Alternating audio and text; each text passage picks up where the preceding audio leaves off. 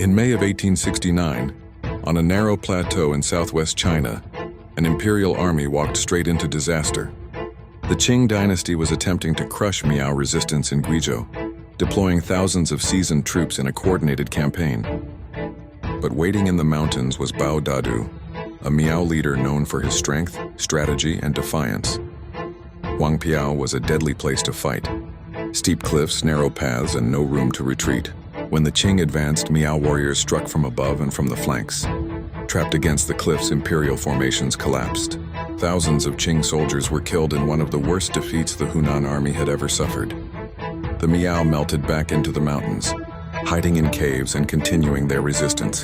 The Battle of Huangpiao delayed Qing control for more than a year, and remains one of the most remarkable indigenous victories in 19th century China. History remembers empires, gods, but victories like this deserve to be remembered too.